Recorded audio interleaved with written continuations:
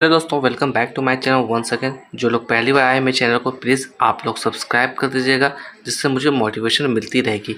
आज की इस वीडियो में मैं चर्चा करने वाला हूं आलोक इंडस्ट्रीज़ लिमिटेड के बारे में। उम्मीद है आपको नाम यहाँ पे क्लियरली दिख रही होगी।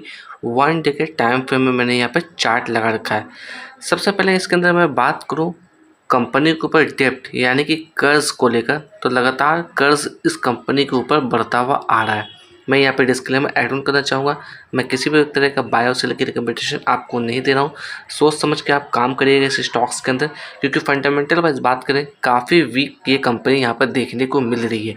अगर यहाँ पर मैं बात करूँ सबसे पहले प्रीवियस क्लोजिंग की, यानी कि कल की क्लोजिंग की बात करें, 11 रुपये 97 पैसे के पास क्लोजिंग हमें देखने को मिली थी। वहीं पर मैं बात करूँ दिन की ओपनिंग की, यानी कि जो आज जो ओपनिंग हुई है, तकरीबन 11 रुपये 99 पैसे के पास ओपनिंग हमें देखने को मिली। ठीक अपने कल की क्लोजिंग से ऊपर इसकी ओपनिंग देखने को मिली है। दिन की हाई की बात करें तो दिन का हाई इसने लगाया था 12 रुपये 23 पैसे के आसपास, और दिन का लो की बात करें तो दिन की लो ठीक अपने ओपनिंग के पास ही हमें देखने को मिली।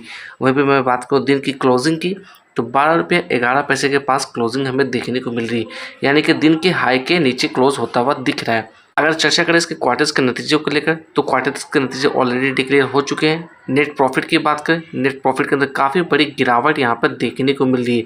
अगर सेल्स की बात करें पिछले क्वार्टर के मुकाबले, तो सेल्स के अंदर हल्की फुल्की जंप देखने को मिली है। वहीं पिछले 3-4 क्वार्टर से कंपेयर करने की कोशिश करें तो सेल्स के अंदर भी काफ़ी बड़ी गिरावट यहाँ पर देखने को मिल रही है। सबसे पहले यहाँ पर चर्चा करूँ चार्ट के ऊपर, तो यहाँ पर देखिएगा ये कुछ पैटर्न्स आपको नज़र आते हुए दिख रहे होंगे। आप चाहते हैं तो आप भी ये पैटर्न्स लगा के चेकआउट कर सकते हैं।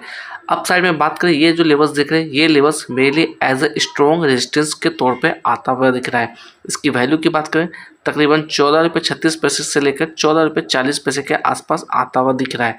समय में थोड़ा पीछे चल कर चर्चा करें हम लोग, तो जो हमारा सपोर्ट के तौर पर काम करता हुआ दिख रहा था, वो अब हमारे लिए एज अ रेजिस्टेंस के तौर पर काम करता हुआ दिख रहा है। मैं इस लेवल्स की बात करूँ तो ये जो कैंडल है जनवरी 2026 के आसपास की ये कैंडल है। अगर मैं समय में थोड़ा और पीछे चलूँ तो यहाँ पर देखिएगा मैं इस लेवल्स के पास लेकर आया हूँ। ये जो कैंडल्स है, ये जो लेवल्स है, ये हमारा लेवल्स है अप्रैल 2025 की, यानी कि ठीक आज से 1 साल पहले की कैंडल है।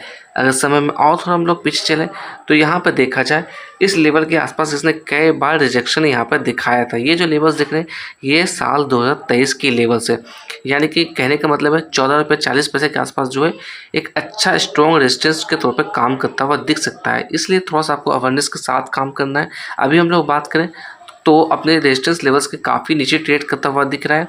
अगर इसके अंदर मैं बात करूँ आज के दिन वॉल्यूम की, तो काफ़ी शानदार वॉल्यूम इसके अंदर देखने को मिली थी। तकरीबन 63 लाख के आसपास की वॉल्यूम नोटिस की गई थी। साथ ही साथ डिलीवरी और परसेंटेज की बात करें, 52% से भी ज़्यादा की डिलीवरी इस स्टॉक्स के अंदर उठाई गई थी। अगर यहाँ पे मैं बात करूँ 50 डे मूविंग एवरेज के बारे में, तो इसके लिए जो 50 डे की वैल्यू निकलती हुई आ रही है तकरीबन 13 रुपये 26 पैसे के आसपास आती हुई दिख रही है। साथ ही साथ चर्चा कर ले 200 डे मूविंग एवरेज के लिए, तो इसकी वैल्यू निकलती हुई आ रही है 15 रुपये 50 पैसे के आसपास। अगर हम लोग इसके अंदर चर्चा करें फोरकास्टिंग को लेकर, टिकट ट्रैप की तरफ से क्या फोरकास्टिंग हमें देखने को मिल रही है, तो यहाँ पे देखिए किसी तरह की फोरकास्टिंग और रेटिंग्स हमें यहाँ पर नज़र आता हुआ नहीं दिख रहा है। अगर यहाँ पे मैं बात करूँ रेड फ्लैग जोन के लिए, तो यहाँ पर एवरेज नज़र आता हुआ दिख रहा है। एंट्री पॉइंट की बात करें तो एवरेज नज़र आता हुआ दिख रहा है। मैं अगेन यहाँ पे डिस्क्लेमर देना चाहूँगा, अपने फाइनेंशियल एक्सपर्ट से चर्चा करिएगा, तभी किसी तरह का डिसीजन लीजिएगा इस स्टॉक्स के अंदर।